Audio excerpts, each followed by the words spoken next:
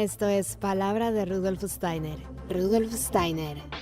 Un espacio inspirado en la vida, obra y legado del fundador de la antroposofía. Un camino de conocimiento que conduce lo espiritual del ser humano a lo espiritual del universo. Palabra de Rudolf Steiner. Hola, ¿qué tal? Muy buenos días, yo soy Caro Hernández, gracias por acompañarnos una vez más aquí en Palabra de Rudolf Steiner. Hoy estoy muy contenta porque tenemos un tema muy interesante.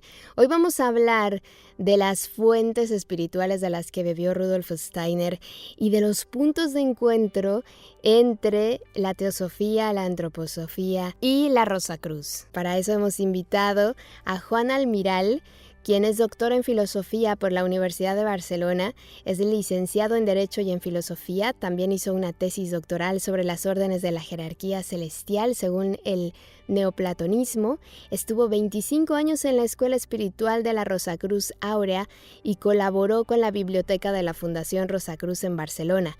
Formó parte un par de años de la Sociedad Teosófica Española y actualmente es venerable maestro de la respetable logia Porta de Dendera número 84 de la Gran Logia Simbólica Española, donde practican el rito antiguo y primitivo de Memphis Mizraim, además de ser formador de instructores en Yoga One Barcelona, y es el escritor del libro Contradicciones de un Yogi Occidental, así que es todo un honor recibir aquí a Juan Almiral. Bienvenido, Juan, muchísimas gracias por aceptar esta invitación, bienvenido a Palabra de Rudolf Steiner, ¿cómo estás? Muy bien, muchas gracias a ti y a vosotros por la invitación y bueno, encantado de charlar y charlar un poco sobre este personaje también, ¿no? Es decir, sobre Rudolf Steiner, es un personaje maravilloso y súper interesante. Sí, la verdad es que sí, y bueno, muchos vamos por la vida buscando, ¿no? De dónde nutrir el espíritu, encontrar la verdad. Y entonces vamos recorriendo muchos caminos, nos encontramos con muchas maneras de pensar, con muchas filosofías.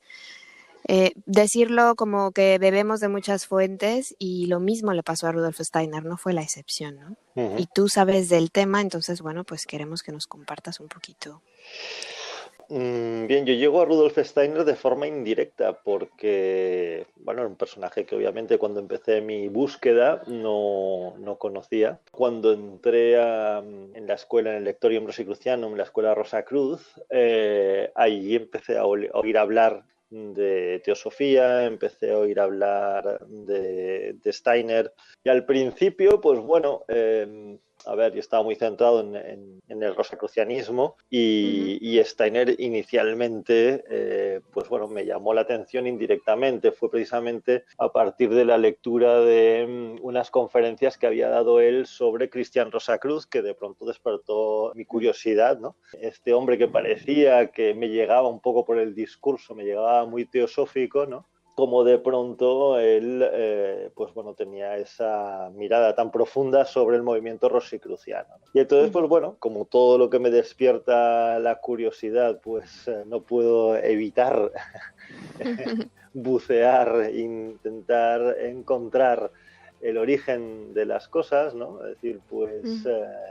bueno, me embarqué un poco en la lectura y en la búsqueda de las fuentes, digamos, en las que él había bebido, ¿no? Y fue muy sorprendente, la verdad que fue muy sorprendente, porque una persona, su pensamiento está nutrido por muchísimas cosas, una persona realmente que era una esponja de muchísima información, bueno, de su época, digamos. Y bueno, lo curioso es que él tiene una muy buena formación científica, ¿no? Él está muy preparado, digamos, académicamente, ¿no? Incluso tiene un cierto reconocimiento, académico, pero bueno, es decir, todo ese amor y esa dedicación, digamos, a la obra de Goethe, pues le lleva a abrir un poco su manera de pensar. Y si bien esas dos fuentes son fundamentales, hay otras muchas fuentes que nutrieron su pensamiento, ¿no? Y una de las más importantes es, sin duda y sin dudarlo, la doctrina secreta de Madame Blavatsky y toda la literatura teosófica de primera época, es decir, fundamentalmente de Blavatsky. En sus trabajos, digamos, de la primera década del siglo XX, se ve clarísimamente que Steiner es una persona entusiasta y bueno, es decir, maravillada por la obra de Blavatsky, y eso se deja ver en su trabajo. Es decir, a pesar de que en la época posterior él pues intenta un poco desdibujar, digamos, esa influencia en el primer momento, se ve clarísimo el entusiasmo que tiene por Madame Blavatsky. Y otra de las cosas que me llamó mucho la atención, bueno, también no es la única, obviamente no es la única fuente esotérica en la que bebe. Por ejemplo, en los trabajos de la segunda sección que hizo, se ve que también estuvo muy influenciado por Eliphas Levi, un importante ocultista del siglo XIX, y luego, pues bueno, por la masonería, ¿no? Es decir, él hizo una entrada en la masonería muy... bueno, es decir, muy particular, porque él entró en una masonería relativamente marginal, que era la masonería egipcia, y obviamente y ahí bebió de esa fuente también, y conocía perfectamente los rituales masónicos, incluso él les dio su propia forma. De manera que yo vertebraría el pensamiento steineriano en esos cuatro pilares: el pensamiento académico, el pensamiento obviamente goetheano, la teosofía y todo lo que pudo beber de la masonería. Esto es un poco como lo veo yo, a partir de lo que he leído y investigado un poco del primer Steiner, digamos. Y se podría decir que de ahí de la masonería es de donde sale el culto a Mizraim, que no es como muy conocido, digamos. Bueno, el rito antiguo y primitivo de Memphis Mizraim es la masonería que él trabajará. O sea, lo que él llamará el Eknische Kultisch, el culto como de conocimiento, o los rituales, he leído alguna traducción, los rituales de conocimiento, o los rituales gnoseológicos, bueno, en fin, es decir, la palabra alemana es difícil de traducir, que vertebrarán los trabajos de la segunda sección de su escuela esotérica, ¿vale? Bueno, la escuela esotérica de la teosofía alemana, mientras él era el director, el mentor, el que dirigía los trabajos esotéricos de esa sección de la Sociedad Teosófica Alemana.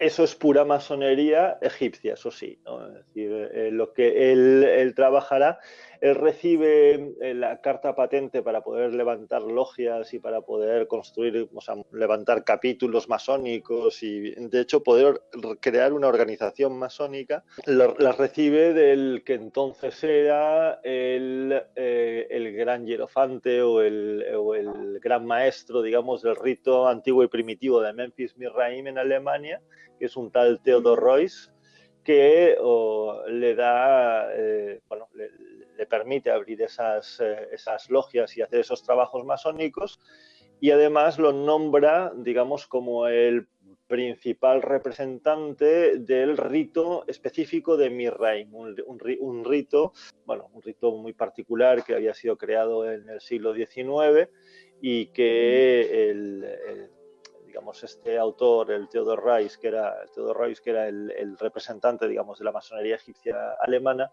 le da, digamos, la patente o el derecho, digamos, de crear una línea, la línea del rito de Mizraim, ¿no? Que es uno de los dos ritos unidos que forman la masonería egipcia, ¿vale? Nosotros actual modernamente estamos trabajando ese mismo rito, el rito antiguo y primitivo de Memphis Mizraim, aquí en España, en el seno de una obediencia regular, una obediencia importante, que es la Gran Logia Simbólica Española. Es decir, que es un rito que, bueno, que a pesar de que ha tenido muchas formas diferentes, ¿no? Es decir, es un rito conocido, es un rito antiguo y un rito practicado por muchos masones. Es interesante porque se sabe poco del tema y bueno, es importante saberlo, ¿no? También. Y entonces tú has estudiado, has tenido un camino espiritual y me comentabas previo a la entrevista que habías desarrollado, ¿no? Los puntos de encuentro entre la teosofía, la antroposofía y el Rosacrucismo. Sí. ¿Nos puedes compartir los puntos de encuentro más relevantes o sobresalientes que tú hayas encontrado? Lo que es propiamente el movimiento Rosacruz nace a principios del siglo XVII con los famosos manifiestos, la Fama Fraternitatis, la Confessio Fraternitatis, son unas obras que aparecen en Alemania a principios del siglo XVII, que sobre todo fueron inspiradores de distintos movimientos que bueno, que se autoproclamaron Rosacruces, pero que en principio parece que no había una línea directa, digamos, entre aquellos que redactaron los manifiestos y los grupos, digamos, que después autoproclamaron Rosacruces, ¿no? Porque de alguna manera conectaban con el símbolo y demás. Hay todo un movimiento Rosacruz muy vinculado a la masonería, porque si sabrás, pues bueno, hay un grado, hay muchos grados, hay muchos ritos en los que aparece el nombre de Rosacruz, ¿no? Bien como príncipe, bien como caballero, en fin, muchas cosas, ¿no? Por tanto, la masonería se convierte un poco en la conservadora de la Rosacruz durante bastantes siglos, pero a principios del siglo XX es la teosofía la que recoge un poco el testimonio de la Rosacruz, del rosacrucianismo, ¿no? Es decir, obviamente por inspiración masónica, porque conocían la Rosacruz pues, de los ritos masónicos, porque también redescubrieron los manifiestos Rosacruces y porque el símbolo de la Rosacruz era un símbolo pues, bueno, que estaba asociado a la alquimia y al esoterismo occidental desde hacía tiempo, ¿no? Pero lo que sí que es claro es que el movimiento Rosacruz, además de más peso, digamos, que se desarrollará en el siglo XX, está cortado con el patrón teosófico, ¿vale? O sea, es decir, dentro de la teosofía se crearon muchas líneas. Y una de las líneas fue la más occidentalizada, digamos, que era la que, bueno, es decir, fundó varios grupos, varias agrupaciones que llevaban el nombre de Rosacruz, ¿no? La señora Besant formó no recuerdo ahora el nombre, con otra mujer muy importante en la teosofía, ¿no? Es decir, que formaron un grupo Rosacruz. Y Steiner, en Alemania, cuando él empieza sus trabajos teosóficos, él sí que se siente muy identificado con este símbolo, con esta corriente, ¿no? Es decir, él considera que el esoterismo occidental es eminentemente rosicruciano, ¿no? Porque tiene el componente cristiano, tiene el componente esotérico, hermético, etcétera, etcétera, ¿no? Y él, en el año 1907, cuando consigue que la sección alemana de la Sociedad Teosófica pueda organizar el congreso, digamos, anual que organizaba la Sociedad Teosófica en Alemania, en Múnich, él le dará una orientación rosicruciana a todo el congreso y él dará una conferencia dentro del congreso sobre los misterios e iniciaciones rosicrucianas, y cuando termina el congreso, que no recuerdo en qué fecha es, o sea, en qué meses del año 1907, después del congreso empezará a dar un ciclo de conferencias sobre la teosofía del Rosacruz. Yo creo que ese congreso fue vital para comprender, o es vital para comprender el desarrollo de la Rosacruz moderna, porque justo después, en 1908, llega a Alemania Max Heindel, ¿vale? Que era un teósofo que estaba un poco con un pie dentro y un pie fuera de la Sociedad Teosófica, un gran admirador de Leadbeater, que le invitan a pasar una temporada en Alemania y a conocer precisamente para que pueda conocer a Rudolf Steiner, ¿vale? Entonces, movimiento Rosacruz de Max Heindel, que se fundará un año más tarde, en 1909, estará tremendamente influenciado por el pensamiento rosicruciano de Rudolf Steiner. Y Rudolf Steiner, obviamente, en aquella época nadie lo puede poner en cuestión, era un tremendo admirador de Blavatsky. O sea que él diseña una Rosacruz teosófica clarísimamente, ¿no? Que luego, pues bueno, la distanciará un poco de la teosofía y el orientalismo teosófico, ¿no? Es decir, que digamos que impregnará la sociedad más tarde, no mucho más tarde, en 1913, es decir, empezarán con toda la historia de Krishnamurti y, en fin, toda una serie de deriva, digamos, que tiene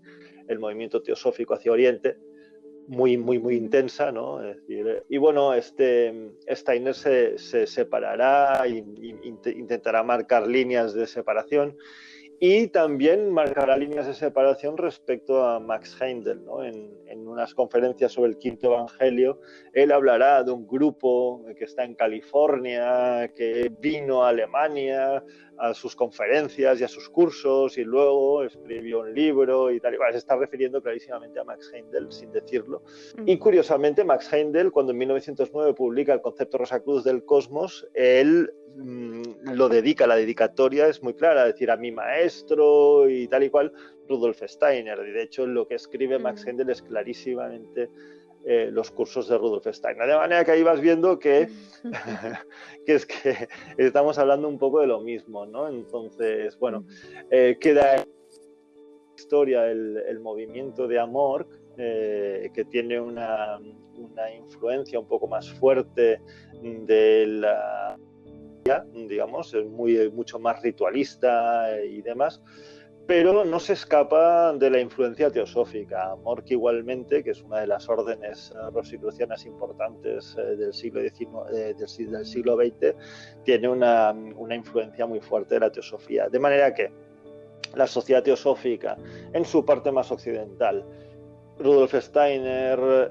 el primer Rudolf Steiner clarísimamente, y después la antroposofía, ¿no? A partir de 1914, Max Heindel, clarísimamente, y luego el Lectorium Rosicrucianum, que será, pues podríamos decir, la tercera gran movimiento, digamos, Rosacruz, un poco más tarde, ¿no? Es decir, pero eran alumnos de Max Heindel, ¿no? Claro, a mí me llamó mucho la atención, estando en este último movimiento, como leíamos, pues por ejemplo, fragmentos de la doctrina secreta, La voz del silencio de Blavatsky, leíamos las conferencias de Steiner, y parecía que era todo el mismo lenguaje, que es cierto que algunas palabras habían cambiado, pero las ideas eran exactamente las mismas, ¿no? Entonces me llamó mucho la atención durante ese tiempo que estaba en la escuela Rosacruz, que no nos pudiéramos entender, que no pudiéramos sentarnos a hablar, pues yo qué sé, del cuerpo astral y el cuerpo vital, porque uno le llamaba el cuerpo astral y el otro le llamaba el cuerpo del deseo, yo qué sé, ¿no? Es decir, cosas así, ¿sabes? Pero estábamos hablando de los mismos conceptos, ¿no? Clarísimamente, porque todos habían bebido de la misma fuente. Pues ahí está la prueba, la huella, ¿no? Humana. Sí. Bueno, yo, a ver, también entiendo que en un momento dado hubiera como una cierta necesidad de separar los distintos movimientos, ¿no? Hay obviamente en la Rosacruz de Max Heindel una orientación hacia la curación espiritual, por ejemplo, que no vemos tan clara en la antroposofía o en la teosofía, si bien dentro de la teosofía hay un movimiento que se llama la Orden Teosófica de Servicio, que trabaja unos rituales que son muy parecidos, unos rituales de curación que son prácticamente iguales, bueno, prácticamente iguales no, son muy parecidos a los de Max Heindel. Max Heindel le da una orientación también mucho más cristiana, coge referencias evangélicas, que los rituales, digamos, de la sociedad teosófica tienen componentes como más orientales, ¿no? Es decir, se utilizan incluso nombres de dioses de la India y tal, ¿no? Es decir, empiezan con el mantra Om, etcétera, ¿no? Pero el ritual en sí es el mismo, ¿no? Un ritual de curación muy bonito que además yo encontré en que otros grupos también lo realizaban, ¿no? Una cosa así, por ejemplo, no la encuentras en la teosofía, si bien, pues, por ejemplo, todo el trabajo de la ahorritmia, si se habla de la ahorritmia, y bueno, que en el movimiento antroposófico también tiene esa orientación curadora, digamos, tal vez no directamente de la enfermedad, aunque sí hay una medicina antroposófica que clarísimamente cura la enfermedad, pero es decir que digamos, la terapéutica, digamos, de la antroposofía es cambiando la manera de pensar, ¿no? Influyendo en esa manera de pensar, ¿no? Es decir, como abriéndose al mundo espiritual, uno puede encontrar la salud integral. Y esto es un poco... Pero bueno, es decir, unos y otros beben de las mismas fuentes y se reparten, digamos, un poco el trabajo, los trabajos de diferente manera, pero vamos, están todos remando, desde mi punto de vista, remando en la misma dirección. Y bueno, si hubiera gente interesada que nos está escuchando en este momento en eh, conocer la verdad, en ser parte de la verdad auténtica y pura, ¿tú qué les dirías? Que leyeran a Krishnamurti. Que la verdad ahí hay una, yo lo explico, no sé si sabes, ¿no? Es decir, actualmente me dedico a dar formación a instructores, la formación, digamos, más oficial, ¿no? Y explico un poco toda la Mm, historia de la filosofía del pensamiento indio. Y claro, cuando llego a los filósofos modernos siempre, bueno, destaco, ¿no?, la influencia precisamente que tuvo la sociedad teosófica en el pensamiento indio, en la espiritualidad india moderna, y hablo de Krishnamurti, ¿no? Y siempre digo que a mí una de las cosas que me parece más,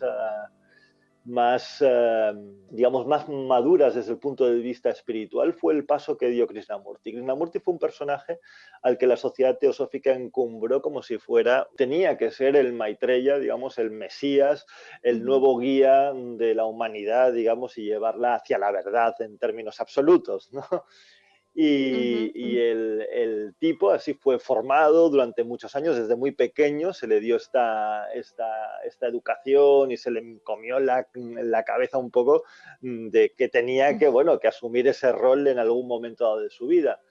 Y ujú, cuando, yo no recuerdo en qué año, me parece que es en 1927, ¿no? Que él ya es un poco más madurito, bueno, es joven todavía, ¿no? Y yo imagino que el pobre tipo debió pasar en un campamento, creo que era en Holanda, de la Sociedad de la Estrella de Oriente, que era la sociedad en la que se había agrupado a todos los futuros discípulos del Maitreya, ¿no? Del nuevo Buda, del nuevo Mesías. Y él se pone ujú, allí y les dice: señores, la verdad es una tierra sin caminos, ¿no?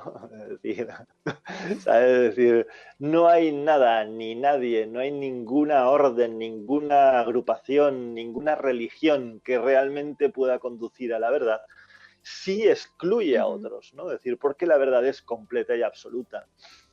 Entonces yo creo ujú, que en el fondo lo que pienso hoy en día, ¿no?, es que cualquier camino, porque luego conclusión, digamos, a la que llegaría una persona que se tomara a Krishnamurti muy en serio, sería que, bueno, pues entonces si no hay ningún camino, pues bueno, pues oye, pues, me quedo tranquilamente en casa, ni religiones, ni órdenes iniciáticas, ni asociaciones espirituales, ni escuelas espirituales, ni nada de nada. Y eso tampoco creo yo que sea realmente el tema, ¿no? Es decir, pero creo que cualquier orden iniciática, cualquier comunidad espiritual, lo que tiene que hacer, entiendo yo, es darle profundidad a mi mente, ¿no? Es decir, ayudarme, ujú, digamos, a ir de alguna manera buceando en mi ser para encontrar esa mente oceánica que es capaz de abarcarlo todo y que es capaz de ir abarcando cada vez más aspectos de esa verdad universal, ¿no? Es decir, porque en el ujú, fondo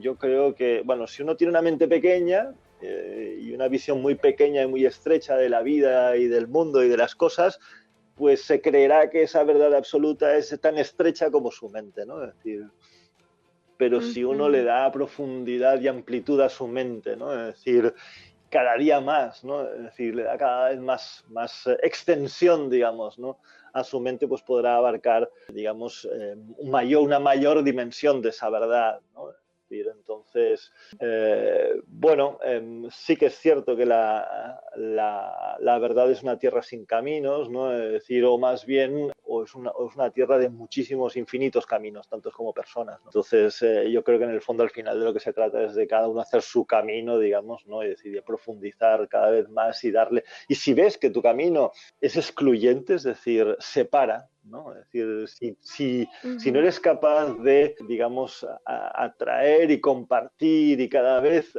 ampliar más, ¿no? Es decir, tu círculo de influencias, de amistades, tu capacidad de, digamos, ujú, de comprender más y más cosas, ¿no? Es decir, obviamente eso te está llevando a una dirección contraria, ¿no? entiendo que está muy bien ser antropósofo, está muy bien ser teósofo, está muy bien ser Rosacruz, ¿no? Es decir, pero eso nos tiene que servir precisamente para hermanarnos cada vez más, no para, digamos, poner barreras y fronteras y límites, ¿no? Y más cuando al final bebes de las mismas fuentes, ¿no? Es decir, y estás hablando exactamente de lo mismo, ¿no? Es decir, entonces, en ese sentido yo creo que sí, que de lo que se trata es de, si un camino no te está ayudando realmente a dar profundidad a tu mente, capacidad de comprensión general, o sea, una mayor comprensión de las cosas, capacidad de atraer y comprender otros discursos, aunque sean un poco diferentes, ¿no? Pues obviamente estás yendo en un sentido equivocado. La verdad es abarcante, ¿no? Es decir, claro, hay que atrevernos a conocer, ¿no? Más puntos de claro. vista, más, aunque al final a lo mejor sea lo mismo, pero bueno, si tenemos esa necesidad de conocer, pues hay que aprovecharla y hay que pues leer y conocer personas que nos nutran en ese sentido, yo creo. Sí, sí, está claro. ¿Y tú crees que entonces que las religiones han ido evolucionando a la par de la conciencia humana o se mantienen? Bueno, la religión es algo necesario para la humanidad, ¿no? La humanidad necesita, yo creo que todo ser humano necesita de mitos y leyendas que o sea, que le ayuden a comprender de alguna manera aspectos de la vida que no están explicados, pero obviamente no es lo mismo, o sea, y no puede ser lo mismo, ¿no? No son los mismos mitos ni los mismos símbolos los que resuenen, digamos, en un alma del siglo XXI con los que le resonaban a una persona en el siglo III o IV después de Cristo y mucho menos yo qué sé, ¿no? Es decir, 20 siglos antes, ¿no? Creo que la humanidad va cambiando, se va transformando y por tanto necesitan formas de lo sagrado que se adapten un poco a su formas de lo sagrado, ritos, etcétera, ¿no? Es decir, porque estaba hablando con unos hermanos masones sobre el tema de revisar rituales y actualizar ciertos rituales, ¿no? Es decir, sin olvidar y dejar de lado los rituales del pasado, ¿no? Es decir, que tuvieron su efecto y su sentido para las personas de esa época. Obviamente en el siglo XXI el alma humana ha experimentado una serie de transformaciones, como muy bien apunta Steiner, una de las cosas que más suscribo, digamos, de Steiner, ¿no? Esa evolución interna del alma humana, ¿no? Es decir, y que por tanto pide nuevas formas de, digamos, de experiencia, de conocimiento de lo divino, de lo invisible. Entonces yo creo que sí necesariamente tiene que cambiar, ¿no? Y de hecho han cambiado mucho, ¿eh? Es decir, cuando uno estudia un poco los desarrollos del cristianismo, por ejemplo, sin ir más lejos, ¿no? El cristianismo mismo obviamente ha ido cambiando, ha ido evolucionando mucho, ¿no? Es decir, adaptándose. Y no me refiero al ritual de la misa, que hoy en día, pues bueno, se canta con guitarras y de cara al público, ¿no? Y antes se hacía en latín, es decir, no es tanto eso, sino el misterio, la manera de entender el misterio, etcétera, ¿no? Es decir, lo que obliga de alguna manera a revisar la forma de relacionarse, ¿no? Con el mito y con la leyenda. Igual la leyenda y el mito no se puede cambiar porque lo antiguo es como lo que, digamos, ha acompañado a la humanidad desde tiempo, ¿no? Es decir, pero bueno, las explicaciones del misterio y la manera de relacionarse con el misterio, todo eso yo creo que tiene que cambiar necesariamente, ¿no?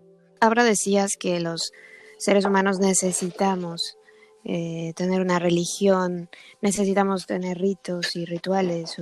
¿A qué se debe esto?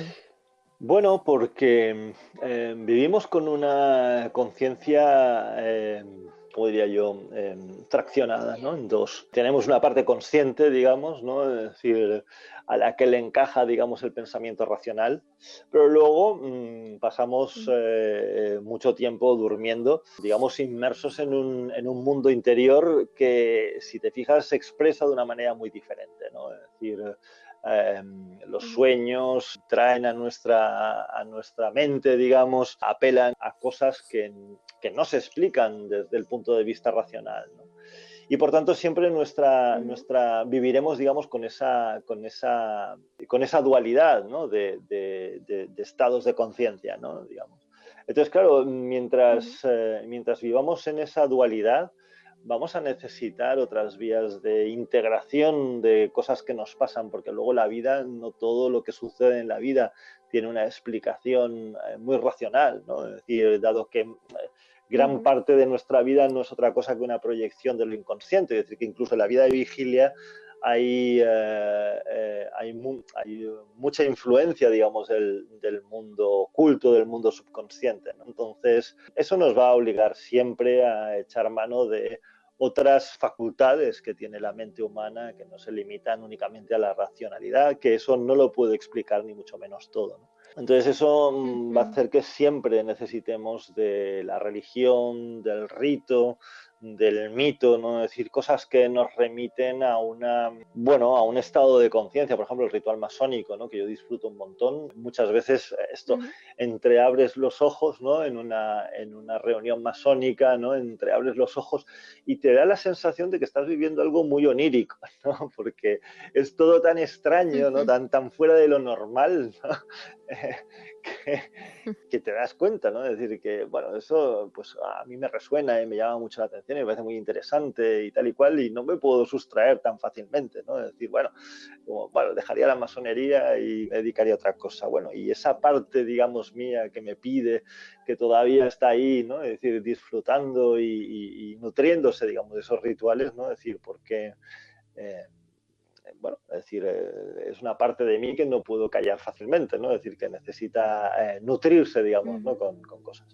Luego hay un autor, un autor que es de origen coreano, que escribe en alemán, que se llama Yul Han o algo así era, no recuerdo, que tiene un libro muy bonito que se llama, que trata sobre los rituales, la desaparición de los rituales, y que, y que explica que efectivamente una parte del ser humano pide, ¿no? Esa sacralidad que le ofrecen los rituales, ¿no? Entrar en esa dimensión ritual es como entrar en una dimensión atemporal, ¿no? Digamos, donde las cosas tienen otros procesos y demás, ¿no? Yo creo que esa es una necesidad humana. Creo que nunca dejaremos de ritualizar las cosas y además, curiosamente, cuando uno en su vida ritualiza un poco su día a día, también se da cuenta de que vive con una mayor armonía, la salud se equilibra, ¿no? Es decir, obviamente,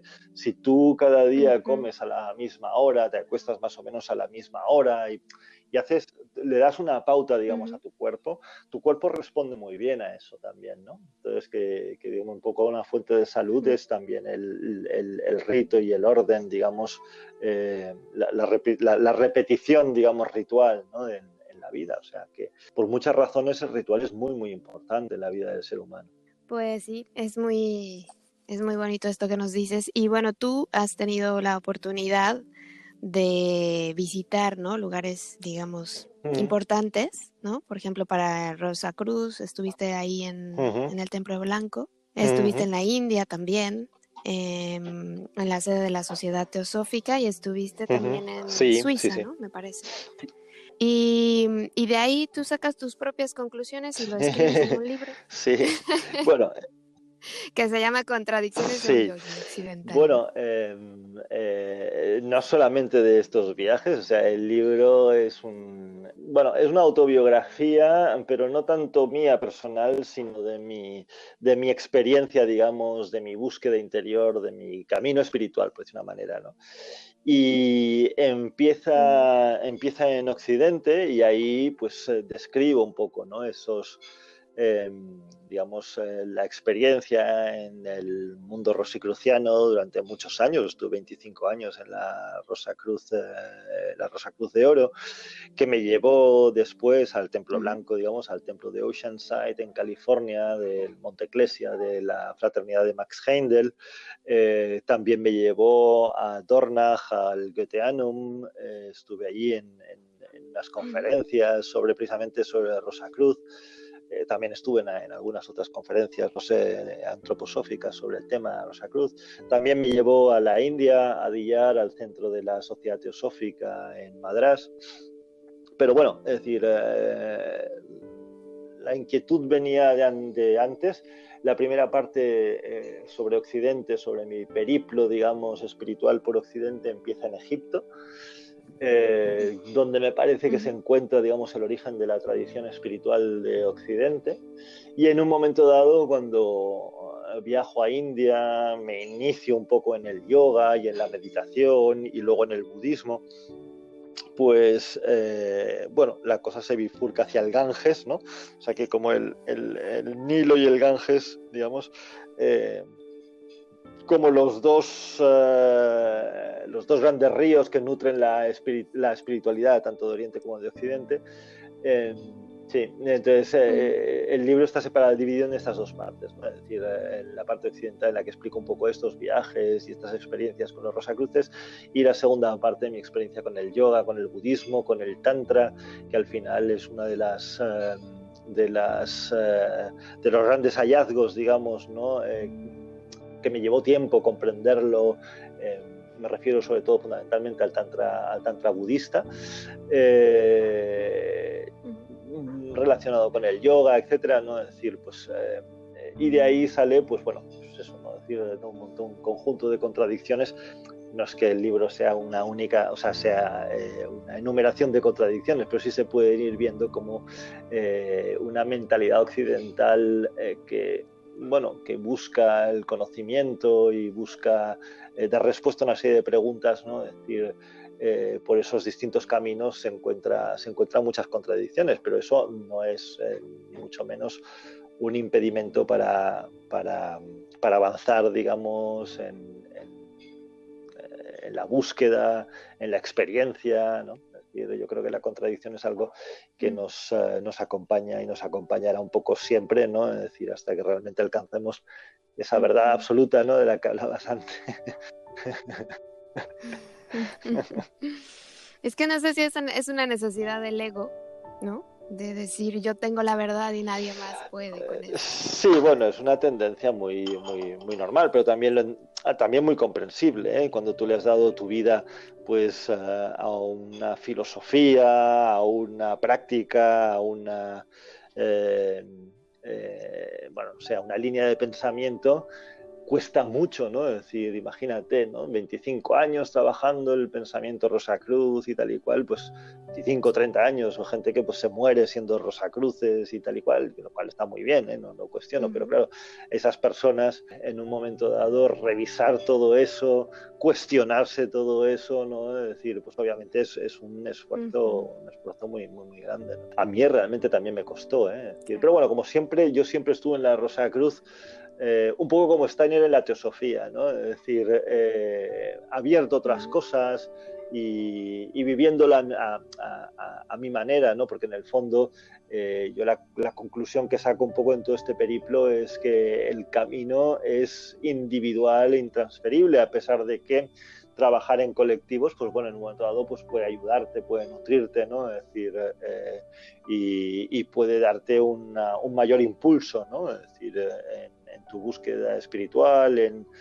no sé, ¿no? En muchas cosas, ¿no? Es decir, ya pues es un poco más en plan más sutil, ¿no? Es decir, obviamente cuando un grupo de personas resuena con una idea, eso genera un tipo de vibración que te permite de alguna manera alcanzar, digamos, niveles, estados, ¿no? Digamos que, pues bueno, si estás tú solo es mucho más difícil, ¿no? Entonces, eso está bien, pero claro, bueno, hay que tener un poco claro que en un momento dado, pues oye, es decir, cualquier pensamiento, cualquier filosofía, cualquier doctrina, no es más que una muleta, ¿no? Que te acompaña un tiempo, ¿no? Es decir, y que en un momento dado si tienes que renunciar a ella o revisarla o cambiarla y tal y cual, en el fondo es lo que hicieron los propios maestros. Steiner entró en la teosofía. Claro. Y al final acabó desarrollando su propia visión del mundo, ¿no? Es decir, en la antroposofía. Entonces, bueno, al final lo han hecho todos, porque no lo podemos hacer, o yo creo que lo deberíamos hacer un poco todos, no lo sé. Sí, porque igual y me gusta una cosa de un lado y otra de otro y otra de otro, y bueno, pues yo vivo feliz así. Sí, yo digamos, este hecho, digamos, ¿no? He visto que ha hecho sufrir a muchas personas, por ejemplo, la Rosa Cruz. Recuerdo que una vez estuve en Inglaterra y conocí a unos Rosacruces de la escuela Rosa Cruz, que la mujer estaba en la Rosa Cruz y el marido era antropósofo. Entonces, sí, y entonces la mujer me decía en un tono que a mí me sorprendió mucho, o sea, es así como un poco triste, ¿no? Me decía, bueno, es que claro, es que mi marido y los antropósofos no quieren alcanzar la liberación. Claro que ella estaba hablando de la liberación en los términos que se hablaban en la escuela espiritual de los Rosacruces, ¿no? Entonces, claro, imagino que debían tener unas discusiones y tenían que tener una serie de problemas alucinantes en la pareja, ¿no? Es decir, porque el uno era Claro. Rosacruz y el otro era antropósofo y entonces tenían maneras distintas. ¿Sabes? Y lo pasaban muy mal, ¿eh? O sea, que no... Pues debería de haberse nutrido de eso y el hijo crear Uh-huh. una nueva manera de ver el mundo, pero Bueno, bueno. no sé, ¿no? Es decir, pero ahí la gente se embarranca en esas cosas y entonces, pues bueno, igual, no sé, que también es muy complicado.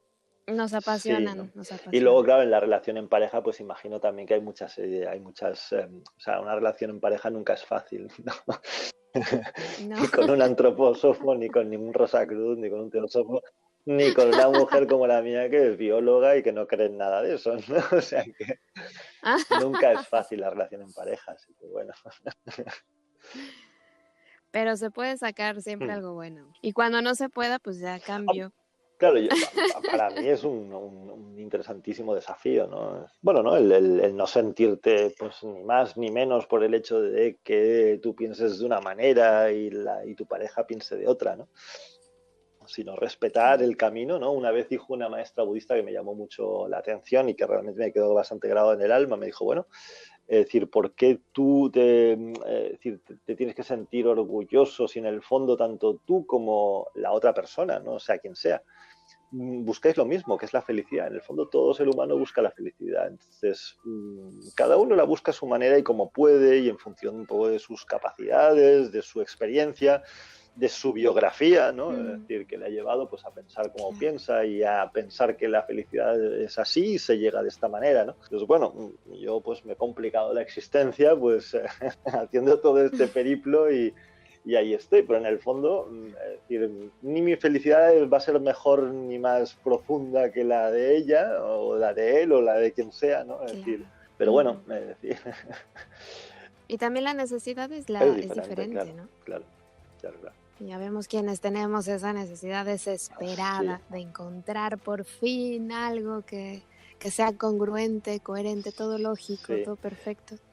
Y hay quienes no. Sí, mi madre, por ejemplo, cuando le decía, cuando yo era soltero y no había manera, ¿no? Es decir, yo me casé muy tarde, a los 40 y tantos años y tal, ¿no? Es decir, y mi madre siempre me Mm. animaba y tal, y decía, bueno, pero a ver, vamos a ver. Es decir, ¿cuánto, o sea, ¿cuánta gente hay por ahí que ha montado una familia, que tienen hijos y tal y cual?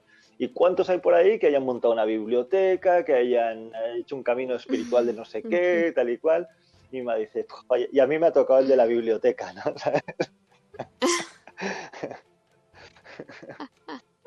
Sí, Pues claro, oye, hay que aportarle al mundo. sí, pero ella no lo valoraba, o sea, ella tenía muchas más ganas de tener nietos, ¿no? Que no tener un hijo, pues oye, que estuviera entusiasmado con los libros, ¿no? Es decir, claro, es que cada uno Claro, valora las cosas desde su punto de vista. Y yo creo que no hay unas cosas mejores o peores en ese sentido, ¿no? Es decir, tiene que haber una coherencia interior. Recuerdo que cuando me despedí de la claro. Rosa Cruz me dijeron, ¿no? Es decir, oiga usted, vemos muy claro que usted va en una dirección, la escuela va en otra, ¿no? Es decir, escoja uno de los dos caminos, porque los dos son como distintos, ¿no? Si usted está en una bifurcación, ahora le toca escoger, entonces si sigue con nosotros se queda, si Ujú, quiere seguir con lo suyo y tal y cual se va, ¿no?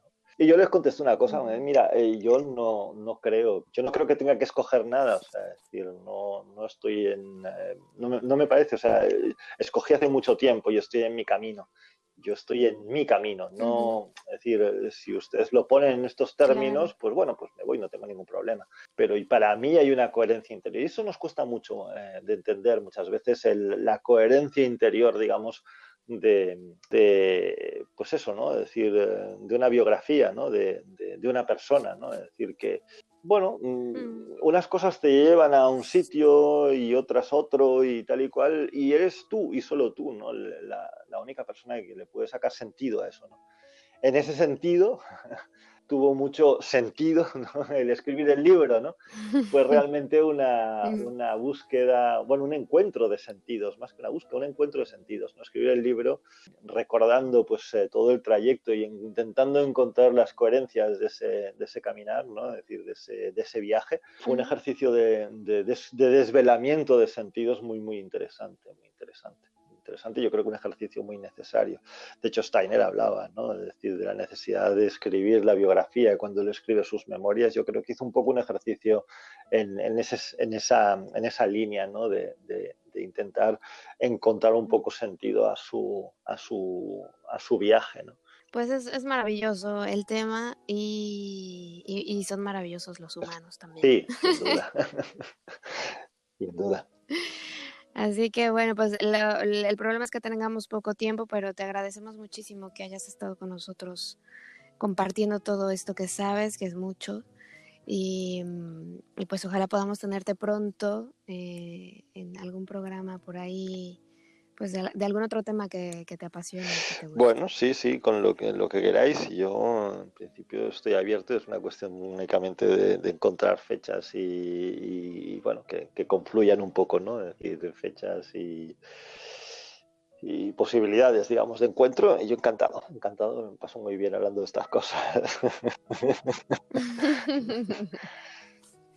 Muchísimas gracias por la invitación. No, al contrario, muchísimas gracias a ti. Muchísimas gracias a Juan Almiray por aceptar esta invitación. Ha sido una charla muy nutritiva y yo creo que nos deja muchas lecciones, muchos mensajes. Al menos para mí uno de ellos es que Steiner no solo fue un gran maestro por el legado que deja, sino por el camino que hace. Porque podemos observar ese camino que él construye y nos deja la puerta abierta y nos da, ¿no?, esa oportunidad de tú también puedes hacer lo mismo, ¿no? Tú busca en donde te sientas bien y nútrete, llévate de cada doctrina lo que a ti te guste más, lo que resuene en ti, y sea lo que sea que elijas para tu camino. Yo creo que lo más valioso es estar en donde estás, en la religión que quieras, en la doctrina que quieras, porque te da paz interior, porque te sientes pleno. Y yo creo que también algunas veces y esto que ha hecho nuestro entrevistado de ir a estudiar a una doctrina, luego a otra, es también un desafío, ¿no? Porque muchas veces nos acomodamos en un lugar y nos gusta estar en ese lugar y está perfectamente bien, pero también habemos quienes necesitamos ir y buscar en otros lados y descubrir qué hay ahí. Al menos yo me identifico mucho con esas personas, ¿no? Que van a buscar a un lugar y luego a otro y luego a otro y necesitan nutrirse más y conocer. Y luego resulta que, bueno, son personas que crean cosas nuevas, ¿no? Que mezclan todos los ingredientes y sale una fórmula nueva. Y eso es maravilloso. Hoy en día, con todo lo que hay a nuestro alcance, tenemos la posibilidad de crear nuestros propios ritos, rituales, oraciones, meditaciones. Y es maravilloso. La verdad es que yo creo que cada doctrina, cada religión tendrá su encanto, tendrá esa parte interesante. Y espero de verdad que les haya sido de utilidad esta charla. Gracias por acompañarnos como siempre. Y recuerden que estamos en contacto a través de nuestras redes sociales. En Facebook, en YouTube y en Instagram nos encuentran como Palabra de Rudolf Steiner. Y también en nuestra web www.palabraderudolfsteiner.com. Por mi parte ha sido todo. Muchas gracias por acompañarme. Y deseo de todo corazón que el sol brille mucho tiempo sobre ti, que el amor te rodee siempre y que la luz que mora en ti guíe tus pasos. Si así debe ser, nos escuchamos el próximo miércoles. Yo soy Caro Hernández y te dejo como siempre en compañía de Mantra 91.9 FM. Gracias. Hasta la próxima. Escuchaste Palabra de Rudolf Steiner. Rudolf Steiner. Un espacio inspirado en la vida, obra y legado del fundador de la antroposofía. Un camino de conocimiento que conduce lo espiritual del ser humano A lo espiritual del universo. Palabra de Rudolf Steiner.